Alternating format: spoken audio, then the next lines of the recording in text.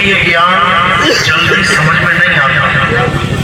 ये इसलिए समझ में नहीं आता क्योंकि इस ज्ञान को समझने के लिए पूर्ण विवेक की जरूरत पड़ती है। ये वो ज्ञान नहीं है कि किसी गुरु जी ने राम राम दिया तो राम राम रट लिया, किसी ने ओम नमः शिवाय दिया तो ओम नमः शिवाय जप लिया। ये वो ज्ञान नहीं है कि किसी ने कहा कि राधे राधे जपो तो राधे राधे जप लिया, अल्लाह अल्लाह करो तो अल्लाह अल्लाह कर दिया। ये वो ज्ञान नहीं है कि किसी ने कहा वाहिगुरु वाहिगुरु करो तो वो वाहिगुरु वाहिगुरु जप लिया। ये वो ज्ञान नहीं है भाई। ये ज्ञान है सार ज्ञान, ये ज्ञान है सत्य ज्ञान, ये ज्ञान है आत्म ज्ञान। इस ज्ञान में अपने स्वरूप की जानकारी प्राप्त होती है। इस ज्ञान में कोई तंत्र मंत्र जंत्र विद्या नहीं होती। इस ज्ञान में इस दुनिया के जितने भी पाखंडवाद है सबका खात्मा होता है। इस ज्ञान में कुछ भी पाखंड जोड़ा नहीं जाता। तो आज इस मूल ज्ञान को समझना है, इस आत्म ज्ञान को समझना है, इस पूरे विश्व में आखिर सत्य क्या है उसको जानना है। और जो सत्य को जान जाता है, समझ जाना, उसका कल्याण हो जाता है। और जो सत्य को नहीं जान पाता वो बर्बाद हो जाता है। तो क्या है सत्य, क्या है असत्य, अच्छे से समझना है। तो आज का सत्संग शुरू करने से पहले परमात्मा के नाम में जयकारा लगाएंगे और फिर सत्संग शुरू करेंगे।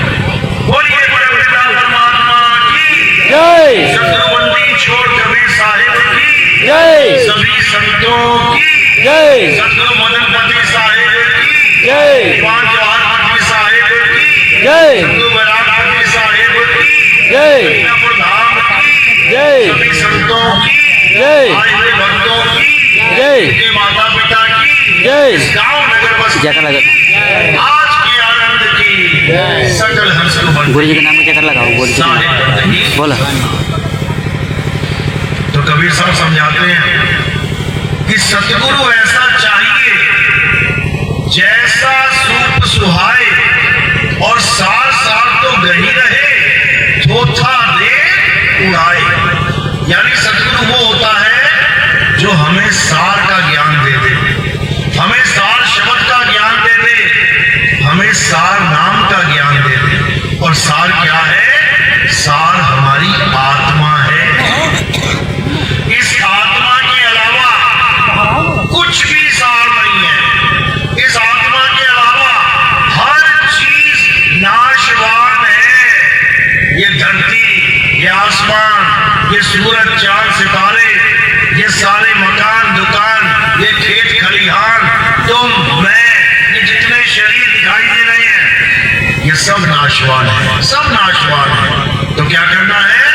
इन नाशवान शरीरों से हटके, इस नाशवान संसार से हटके, इन नाशवान पदार्थों से हटके, इन नाशवान तत्वों से हटके इसको जानना है, अपनी आत्मा को जानना है। जीव को नहीं, आत्मा को। जीव तो जानेगा, जीव तो खोज करेगा इसकी, अपने आत्म स्वरूप की। क्यों? क्योंकि अभी जीव अपने आत्म स्वरूप को भूला बैठा है। ये अपने आप को शरीर मान बैठा है और अपने आत्म स्वरूप को भूल चुका है। अब गुरु क्या करेगा? गुरु सार सार तो गही रहे, थोथा दे उड़ाए। गुरु इसको सार ज्ञान दे देगा, इसके आत्म स्वरूप का ज्ञान दे देगा। और ये थोथा यानी काया माया, ये खाल बाल, ये हाथ पैर, ये 10 इंद्रियां, ये 3 गुण 5 तत्व 25 प्रकृति, इस सबसे किनारे करवा देगा। क्योंकि हर चीज नाशवान है, हर चीज बदल रही है, हर चीज जितना भी देखोगे जन्म रही है और मर रही है। पूरे संसार में कहीं भी नजर घुमा लो, केवल आत्मा है जो अजन्मा है, नित्य है, शाश्वत है, पुरातन है। ये आत्मा ही सत्य सनातन है। लेकिन इस आत्मा का ज्ञान देने वाला कोई बिरला होता है। इसीलिए गीता में समझाया है अर्जुन, अगर तुम सत्य का ज्ञान प्राप्त करना चाहते हो, अगर तुम आत्मा का ज्ञान प्राप्त करना चाहते हो तो क्या करो?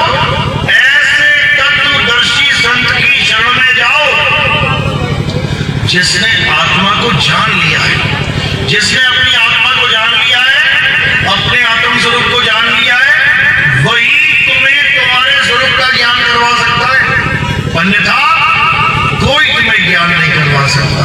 तो क्या करना है? अब अपने आत्म स्वरूप को जानना है। उसके लिए क्या करना पड़ेगा? उसके लिए हमें आत्मज्ञानी गुरु धारण करना पड़ेगा। तो आत्मज्ञानी गुरु क्या करेगा? आत्मज्ञानी गुरु तुम्हारे सारे मंत्र, जंतर, तंत्र, पूजा पाठ, हवन, यज्ञ, ये गंगा स्नान, यमुना स्नान, ये पर्वतों के चक्कर लगाना, परिक्रमा करना, ये सब छुड़वा देगा। और क्या कर देगा? तुम्हें आत्मा का दुर्लभ ज्ञान समझा देगा। उसके बाद तुम्हें कहीं जाने की जरूरत नहीं, कहीं नहाने की जरूरत नहीं कि तुम कहीं नदियों में नहाने जा रहे हो। घर में नहाओ अपना आराम से और अपना भक्ति करो। तुम्हें किसी मंदिर, मस्जिद, गुरुद्वारे, चर्च में जाने की जरूरत नहीं। क्यों? क्योंकि तुम्हारा परमात्मा तुम्हारी आत्मा में विराजमान है और गुरु ने तुम्हें आत्मा का ज्ञान दे दिया। दूध तुम्हारे घर में पड़ा है, कितना 10 लीटर, और घी तुम बाहर ढूंढने जाओ, यह ज्ञानता है। तिल की बोरी भर के तुम्हारे घर में पड़ी है और तिल का तेल ढूंढने तुम बाहर जाओ, अज्ञानता है। अरे ज्यों तिल माही तेल है और ज्यों जगमग में आग, तेरा साईं तुझ में है, जाग सके तो जाग। यानी तेरा साईं, तेरा परमात्मा तेरे अंदर, तेरे घट में विराजमान है, लेकिन तुझे उसकी जानकारी नहीं है, इसलिए उस हिरण की तरह भटकता फिर रहा है जिसकी नाभि में कस्तूरी है। कस्तूरी कुंडल बसे और मृग ढूंढे वनमाही, ऐसे रमता राम है ये दुनिया जाने ना। उस रमता राम को ये दुनिया नहीं जान सकती। क्यों? क्योंकि दुनिया उसको मानती है जो दिखता है। दुनिया पत्थर पूज रही है क्योंकि पत्थर दिखता है। दुनिया मंदिर में जा रही है क्योंकि मंदिर दिखता है। दुनिया पूजा पाठ कर रही है, पूजा पाठ दिखता है। दुनिया हवन यज्ञ कर रही है, हवन यज्ञ दिखता है। दुनिया हर उस चीज को मानती है जो दिखती है, लेकिन आत्मा नहीं दिखती। इसलिए आत्मा को कितने लोग मानते तक नहीं है, कहते आत्मा वात्मा कुछ नहीं होती है। अरे बिना आत्मा के ये शरीर चल ही नहीं सकता, बिना आत्मा के ये शरीर हिल भी नहीं सकता। एक मुर्दा और एक जिंदा, इसमें क्या फर्क है? आत्मा का ही फर्क है। जिसमें आत्मा है वो चल रहा है, जिसमें आत्मा नहीं है पड़ा हुआ है, मर गया। एक जला हुआ बल्ब और एक बुझा हुआ बल्ब, क्या फर्क है? बुझे हुए बल्ब में करंट नहीं है और जला हुआ बल्ब चल रहा है करंट की वजह से। एक चलता हुआ पंखा और एक रुका हुआ पंखा, क्या फर्क है? रुका हुआ पंखे में करंट नहीं है और चलने वाले पंखे में करंट है। अब कहो करंट दिखाई नहीं दे रहा, दिखता नहीं है। तो दिखता नहीं है तो क्या होता नहीं है? तार हाथ में लगा के देख ले, करंट की तार को जीभ में लगा के देख ले, दिखता नहीं है तो होता भी नहीं है। ऐसे मूर्ख बने हुए हैं ये दुनिया के लोग। बिना आत्म तत्व के ये नाशवान तत्व, ये जीवित भी नहीं दिखाई दे सकता। ये तुम और हम दिखाई दे रहे हैं जीवित शरीर केवल और केवल आत्म तत्व की वजह से। और आत्म तत्व ना हो ये लाश बना पड़ा रहेगा, सड़ जाएगा, गल जाएगा। इसलिए क्या समझाया? सतगुरु ऐसा चाहिए जैसा सुहाए, सार सार तो गही रहे, उठा दे उड़ाए। सार का मतलब क्या है? सार का मतलब आत्मा है। और असार क्या है?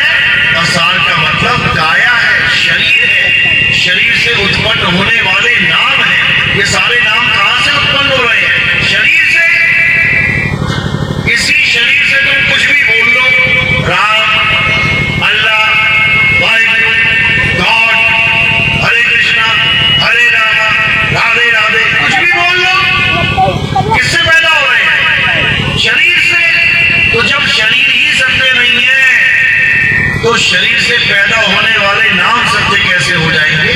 नहीं हो सकते। इसीलिए कबीर साहब ने बार बार समझाया, ये 52 अक्षर जीव आधारा,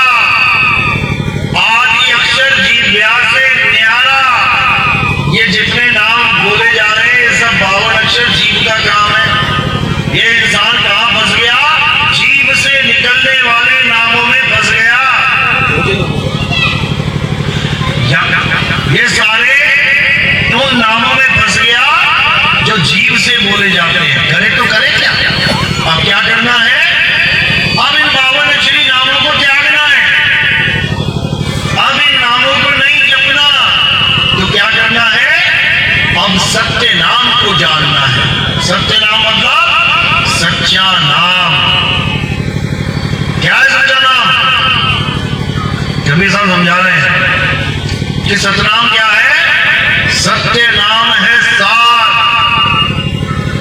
बूझो संत विवेक करी, उतरो भवजग पार। सतगुरु का उपदेश यही कह रहे, सत्य नाम है सार। सार यानी तुम्हारी आत्मा, सत्य नाम तुम्हारा आत्म स्वरूप है। सत्य नाम कोई मंत्र जंतर नहीं है कि आज कभी पंथी सतनाम सतनाम सतनाम जप के जीवन बर्बाद कर रहे हैं। सतनाम जपने की चीज ही नहीं है।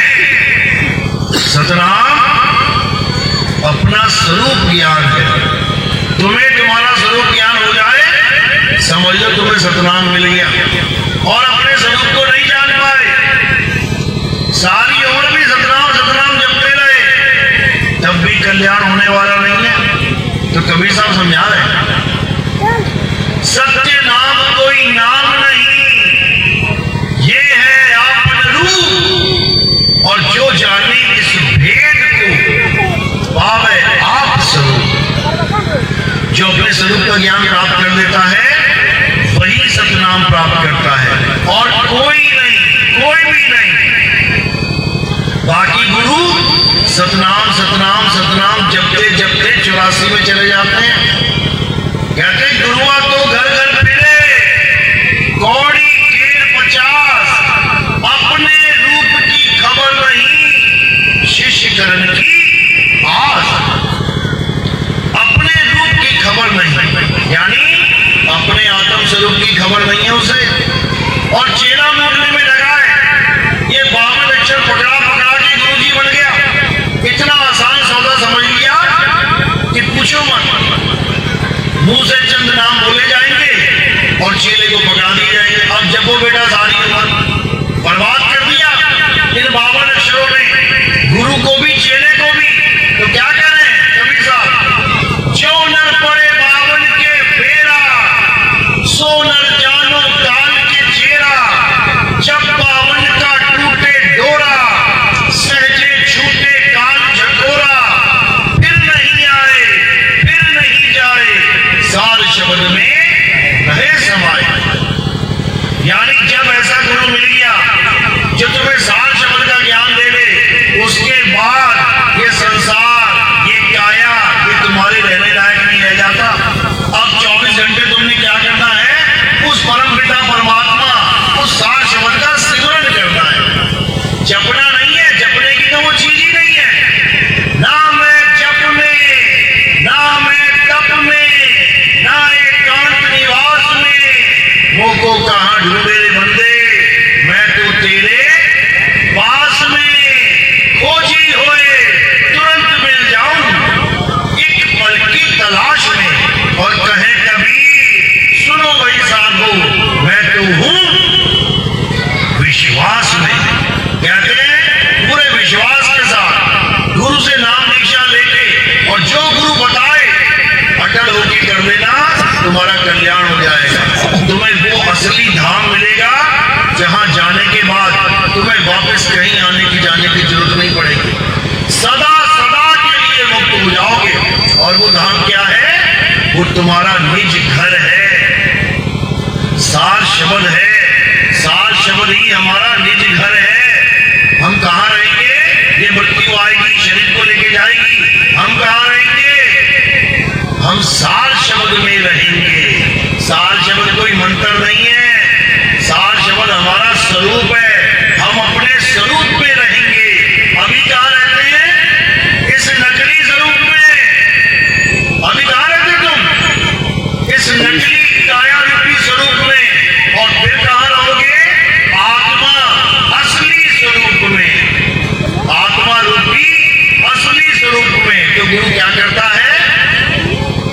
गुरु हमें जो नाम देता है वो असल में एक स्थान है, वो एक धाम है, वो हमारा निज घर है। उसी नाम पे हमने समा जाना है। सूरत समाए शब्द में, और वाद को काल न खाए। कौन से शब्द में?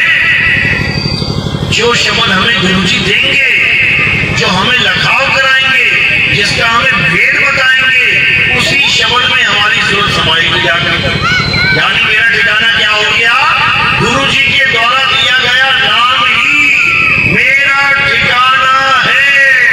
कहे कबीर सुनो भाई साधो, सतगुरु नाम ठिकाना है। रहना नहीं देश बेगाना है। ये अपना देश नहीं है, ये कोई कहे अपना देश है। ये काल भगवान का देश है। यहाँ पल पल मौत का तांडव होता है, यहाँ पल पल लोगों की मौत होती है, यहाँ पल पल त्राहिमाम होता है। एक भी जीव बच नहीं सकता। पूरे संसार में एक भी जीव हाथ खड़ा करके कह दे कि मुझे मृत्यु नहीं आएगी। सब मारे जाएंगे, सबके शरीर नष्ट होंगे। एक भी ऐसा शरीर नहीं है जो नष्ट ना हो। ऐसा महा मृत्यु का तांडव होगा यहाँ पे। लेकिन अगर आपको अपने स्वरूप का ज्ञान हो जाए, अगर तुम्हें पता लग जाए कि मैं अविनाशी आत्मा हूं, तो मेरे भाई किसी माई के लाल में ताकत नहीं कि तुम्हें मार सकते। कबीर साहब कहते हैं हमना मरिब संसारा, हमको मिला जियावन हारा। यानी मुझे वो जियावन हारा मिल गया, मुझे वो आत्म स्वरूप मिल गया कि अब काल चाहकर भी नहीं मार सकता मुझे। लेकिन ये तब होगा जब तुम्हारे जीवन में भेदी सतगुरु आएगा। समझो, बिना भेदी सतगुरु के तुम्हारा कल्याण नहीं हो सकता, चाहे कितना ही जोर लगा लो। तुम सारी उम्र मंत्र जपते रह जाओ, तुम सारी उम्र हवन पूजा पाठ करते रह जाना, तुम सारी उम्र नमाजें पढ़ते रह जाना, चर्च जाते रह जाना, गुरुद्वारे जाते रह जाना, वाहिगुरु वाहिगुरु जपते रह जाना, फिर भी तुम्हारी गति नहीं हो सकती। क्यों नहीं हो सकती? क्योंकि जो आत्मा को नहीं जान पाते वो 84 लाख में चले जाते हैं, वो 84 लाख में भटकते हैं जाके, उनकी कभी गति नहीं हो पाती। अरे जड़ व्रत जैसे बड़े बड़े महात्मा जो सारी उम्र पूजा पाठ हवन यज्ञ करते रहे, सारी उम्र राम राम ओम नमः शिवाय जपते रहे, सारी उम्र भगवानों के अरदास करते रहे, भगवानों ने दर्शन तक दे डाले उनको, फिर भी अंत समय में क्या हुआ? उनकी सुरताएं हिरण के बच्चे में अटक गई। छोटा सा बच्चा पाल लिया हिरण का, जैसे ये जंगल है कोई हिरण का बच्चा आ जाए। अब महात्मा उस हिरण के बच्चे से प्रेम कर बैठे। अच्छी बात है, प्रेम करना बुरा थोड़ी नहीं है, उसको पाल ले, अच्छी बात है, पालना बुरा थोड़ी नहीं है। लेकिन हर समय उसको याद करने लग जाए तो ये बहुत गलत है। इससे क्या होगा? इससे हर समय उसकी सुरता में वो हिरण का बच्चा समा जाएगा। तो क्या हुआ? उसकी सुरता में हिरण का बच्चा समा गया। अब जब अंत समय आया, लगा नाम जपने, अब नाम कहां जपेगा? और सूरत तो हिरण के बच्चे में। अब वो सोच रहा है कि इस बच्चे को कोई मार ना दे, इस बच्चे को कोई खा ना जाए, इस बच्चे को भोजन कैसे मिलेगा। ये सोचते सोचते सोचते प्राण त्याग दिए। तो क्या हुआ?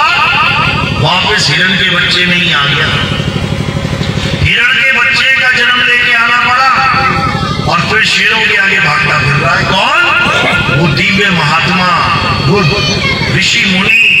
ऐसी दुर्गति हो जाती है अगर अंत समय तुम्हारी सूरत गलत जगह लग जाए तो। अब सोचो तुम्हारी कहां लगेगी? ये राम राम अल्लाह अल्लाह वाहिगुरु वाहिगुरु भूल जाओगे सब। जब मौत आएगी कहां रहोगे? हालत खराब होगी, कोई नाम वाम कोई काम नहीं आने वाला, केवल सूरत का खेल चलेगा। फिर सूरत कहां जा रही है? बड़े बड़े काले काले राक्षस दिखाई देंगे मरते हुए, लोगों को कहोगे लेने आ गया मुझे बचाओ, तो सूरत कहां जाएगी?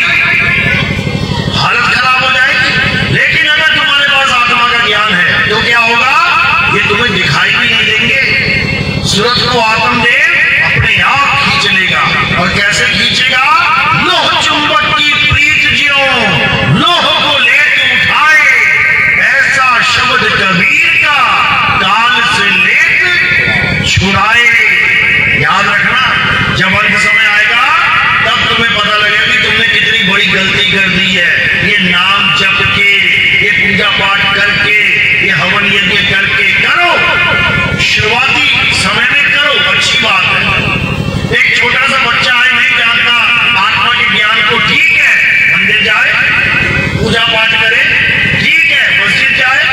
नमाजें पढ़े, ठीक है, गुरुद्वारे जाए, वाहिगुरु वाहिगुरु करे, ठीक है, चर्च जाए, ईसा मसीह से प्रेम करे, कोई बात नहीं। लेकिन शुरुआती दौर में और अगर सारी उम्र ही पत्थर पूछता रहा, सारी उम्र ही नाम जपता रहा, सारी उम्र वाहिगुरु वाहिगुरु करता रहा, सारी उम्र हालेलुया करता रहा, तो मेरे भाई आत्मा का ज्ञान कभी होने वाला नहीं है। आज 100-100 साल के बूढ़े बाबा जिनकी टांगे कब्र में पड़ी हैं, यानी मरने वाले हैं, उनसे पूछो जाके, बाबा क्या तुमने आत्मा को जान लिया? क्या बोलेगा बाबा? नहीं भैया, आत्मा को तो नहीं जान पाए। सारी उम्र आत्मा के साथ रह के भी आत्मा को नहीं जान पाया। बताओ कितनी देर के लिए छोड़ती है तुम्हें आत्मा? 24 घंटे तुम्हारे साथ है, 24 घंटे।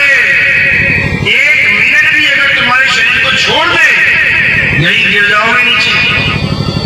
24 घंटे तुम्हें जीवित रखा है जिसने, जिस आत्मा ने तुम्हें 24 घंटे जीवित रखा हुआ है, उसी को तुम नहीं जान पा रहे हो। जो तुम्हारे सबसे पास है, उसी को नहीं जान पा रहे हो, और दूर दूर की यात्राएं करते फिर रहे हो।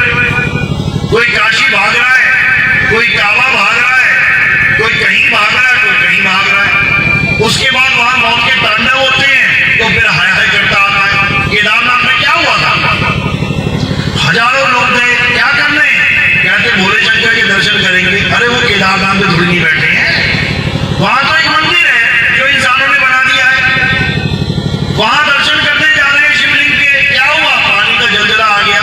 तो भगवान का क्या फर्ज होता है? भगवान क्यों कहते हैं भगवान को? क्योंकि उन्होंने भक्तों के प्राणों की रक्षा की है, इसीलिए वो भगवान का दर्जा प्राप्त करके बैठे हैं। भक्तों को बचाने वाला कौन है? भगवान। तो क्यों नहीं बचा पाए? हजारों लोग मर गए। अभी कुंभ आया, कहते हैं 33 करोड़ देवता कुंभ में आए हुए थे स्नान करने। अरे कुंभ में स्नान करने आए थे, तो क्यों हजारों लोग मर गए वहां पे भगदड़ में? क्यों कोई देवता नहीं बचा पा रहा किसी को? क्यों नहीं समझ में आ रहा है? अरे ये काल की नगरी है, तो मंदिर के अंदर भी घुस जाओगे तब भी घसीट के ले आएगा बाहर। इतना खतरनाक है ये काल भगवान, इससे कोई नहीं बच सकता। कबीर साहब समझा रहे हैं, अरे बचना चाहो काल जाल से, तो छीनो शब्द हमारा, और कहे कबीर अमर कर राखूं जो निज होए हमारा। कहते बचना है तो केवल आत्मा का ज्ञान समझ लो। आत्मा का ज्ञान ले लिया, अब काल का जाल टूट जाएगा। ये काल केवल शरीर को मार सकता है, आत्मा को नहीं मार सकता, समझ लो। तो क्या करना है? अब आत्मा को जानना है, आत्म तत्व को पहचानना है। ये काल आत्मा का कुछ नहीं बिगाड़ सकता। तो हमने क्या करना है? हमने आत्मा ही हो जाना है। अभी हम क्या बने बैठे हैं? आदमी और औरत, यानी हम शरीर बने बैठे हैं, और उसके बाद हम क्या हो जाएंगे? हम आत्मा हो जाएंगे, आत्मा। और एक बार आत्मा हो गए तो समझ लो कि हम अमर हो गए। अब हमारा कोई कुछ नहीं बिगाड़ सकता। अब जब भी शरीर छोड़ने की बारी आएगी, केले के छिलके की तरह छोड़ देना, मरोगे नहीं, छोड़ोगे। याद रखना, कोई भी वस्तु है जो तुमने पकड़ी है, जब उसको छोड़ोगे तो वस्तु गिरेगी, तुम नहीं। ये देखो, वस्तु गिरी, तुम नहीं। हम वही के वही रहेंगे और वस्तु नीचे गिर जाएगी। इसी को समझना है। जिसको ये समझ में आ गया उसका बेड़ा पार हो गया, और जिसको नहीं आया वो 84 के लिए तैयार हो गया। अब वो कुत्ता बिल्ली हाथी घोड़ा ही बनेगा जाके, उसकी किस्मत में यही बचाया। अब जानवरों के मुंह में जाना पड़ेगा। बिल्ली बन गया तो कुत्ते के मुंह में जाना पड़ेगा, चूहा बन गया तो बिल्ली के मुंह में जाना पड़ेगा, कुत्ता बन गया तो बाघ के मुंह में जाना पड़ेगा, बाघ बन गया तो शेर के मुंह में जाना पड़ेगा। अब किसी न किसी के मुंह में ही सवारी मिलेगी तुम्हें। तो क्या करना है? अब हर प्रकार के अज्ञान को त्याग के केवल और केवल सत्य को धारण करना है। सत्य ही हमारा परमात्मा है, सत्य ही हमारा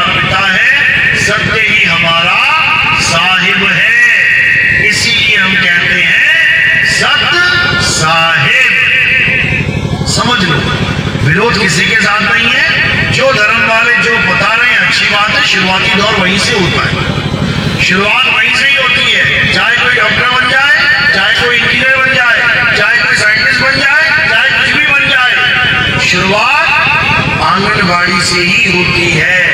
शुरुआत LKG, UKG, पहली दूसरी पांचवी से ही होती है। तो ठीक है, कोई बुराई नहीं है, अच्छी बात है, करो, लेकिन कब तक? नर्सरी में पढ़ो तब तक, LKG, UKG, पहली दूसरी पढ़ो तब तक, जब तक तुम बड़ी क्लासेस में पढ़ाई की तैयारी ना करो तब तक। और पता लगा 20 साल का बच्चा हो गया, पहली कक्षा पार नहीं कर पा रहा, उसको कोई ज्ञानी नहीं बोलेगा, उसको अज्ञानी ही बोलेंगे। तो क्या करना है? बहुत पूजा पाठ कर ली, अब आत्मा का पाठ पढ़ो। आत्मा के पाठ के पढ़ने को ही अध्यात्म कहते हैं। अध्याय का मतलब है पाठ, आत्म का मतलब है तुम्हारी आत्मा। अध्यात्म यानी अध्याय प्लस आत्म, यानी आत्मा का पाठ पढ़ने की विधि, उसे अध्यात्म कहते हैं। तो एक हो गया धार्मिक और एक हो गया आध्यात्मिक। धार्मिक में क्या आता है? ये सब देवी देवता पूजा पाठ हवन ये सब धार्मिक कार्य कर्म कांड है। और आध्यात्मिक यानी तुम्हें तुम्हारी आत्मा का ज्ञान हो जाए। धार्मिक में तुम बाकी सबकी पूजा करते हो सिवाय खुद की, और आध्यात्मिक में तुम सबकी पूजा नहीं करते हो, केवल अपनी मतलब आत्मदेव की, जीव की नहीं। जीव और आत्मा में जमीन आसमान का अंतर है। जीव काया में विराजमान है, जीव बंधन में है, और आत्मदेव यानी परमात्मा काया से परे है, निर्बंध है, वो काया में नहीं रहता। काया में कौन रहता है? काया में जीव रहता है। इसीलिए कबीर साहब समझा रहे हैं, बहुबंधन में बांधिया एक बेचारा जीव, और क्या बल छूटे आपने जो न छुड़ाए पीर। यानी जब तुम्हारी काया में जीव है, फंसा पड़ा है बेचारा, इसके निकलने के कितने दरवाजे हैं काया में? 10 दरवाजे हैं। कह रहे 10 द्वार एका पिंजरा, और ताने बोले कौन, रहने को अचरज है, पूरे सो अचरज कौन। यानी इस 10 द्वारे के पिंजरे में तुम्हें कैसे निकाला जाएगा? या तो तुम आंखों से निकलोगे, या कान से निकलोगे, या नाक से निकलोगे, या मुंह से निकलोगे, या लिंग और गुदा से निकलोगे। रास्ता यही खुला हुआ है 9 द्वारों का। अगर तुम्हें कोई ब्रह्म ज्ञानी गुरु मिल गया, कोई प्राण योगी मिल गया, ज्यादा से ज्यादा क्या हो जाएगा? 10वें द्वार से निकल जाओगे। फिर भी मुक्ति नहीं मिलेगी, फिर भी मुक्ति नहीं है। क्यों? क्योंकि 10वें द्वार से निकलने पर भी मुक्ति नहीं मिलती। मुक्ति कब मिलती है? 11वें द्वार में समाने से मुक्ति मिलती है। क्योंकि 10 द्वार तो काया के हैं, और जो 11वां द्वार है वो शब्द का द्वार है। शब्द द्वार कहते हैं उसे, कहते शब्द बिना सुरत आंधरी, कहो कहां को जाए, और द्वार न पावे शब्द का, फिर भटका खाए। 10 द्वार से निकलने के बाद भी अगर तुम्हें यही नहीं पता कि समाना कहां है, तो तुम्हारी गति होने वाली नहीं है, दुर्गति ही होगी। तो क्या करना है? अब जानना है कि हमने कहां जाना है। अरे आए हो तुम कहां से, जाना तुम्हें कहां है, इतना बस विचार लो, हो गया भजन, मन की तरंग मार लो, हो गया भजन, आदत बुरी सुधार लो, हो गया भजन। कोई नाम जपने की जरूरत नहीं है भाई, अपने स्वरूप की साधना करो, शब्द स्वरूप की साधना करो। संतो शब्द साधना कीजिए, जौन शब्द से राम प्रकट भये। यानी जिस आत्मा की वजह से तूने बोला राम, तूने बोला अल्लाह, तूने बोला वाहिगुरु, तूने बोला गॉड, जिस आत्मा की वजह से तमाम नाम तू बोल रहा है, उन नाम को छोड़ और आत्मा को पकड़। उस आत्मा की वजह से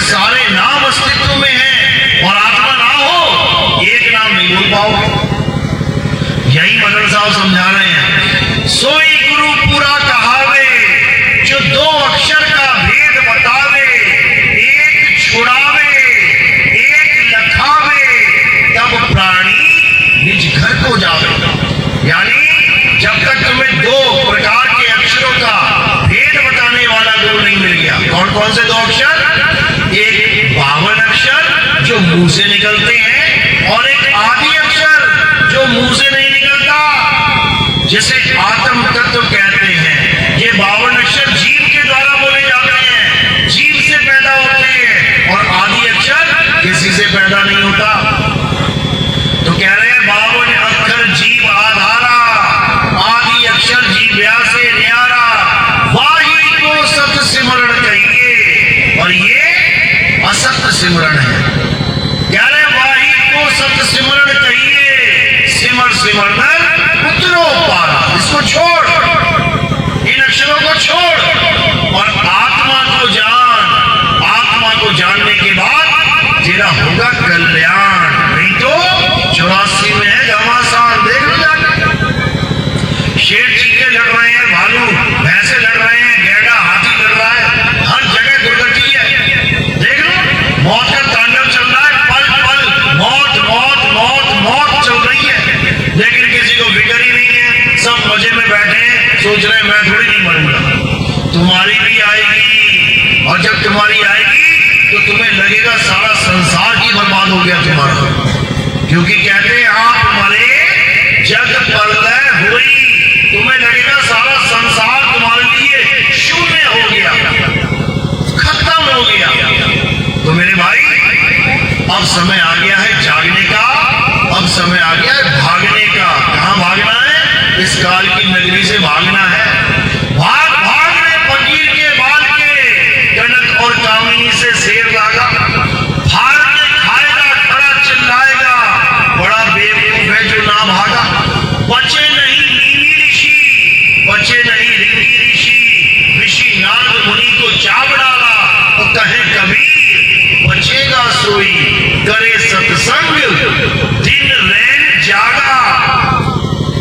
सत्संग का मतलब ये नहीं कि पंडाल लगा के यहाँ दिन रात बैठा रहेगा। सत्संग, सत्संग का मतलब है असत्य से दूर हो जाओ और सत्य के संग हो जाओ, तब समझो कि कल्याण होगा। और सत्य क्या है? हे अर्जुन, ये आत्मा ही सत्य है, बाकी सब नाशवान है, केवल आत्मा ही सत्य है। अध्याय 3 17वां श्लोक क्या कह रहे हैं? हे अर्जुन, जो अपनी आत्मा में रमण करते हैं, जो अपनी आत्मा में तृप्त है, जो अपनी आत्मा में संतुष्ट है, उनके लिए कोई धार्मिक कर्म कर्तव्य लागू ही नहीं होता। उनको किसी की पूजा वूजा करने की जरूरत नहीं है, उसको कहीं मत्थे वत्थे टेकने की जरूरत नहीं है, उसे कोई नाम जाप करने की जरूरत नहीं है। बस एक काम करे, क्या करना है?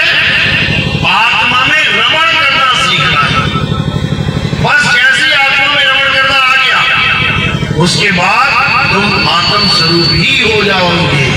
उसके बाद ना कहीं आना ना कहीं जाना, आपे में आप समाना।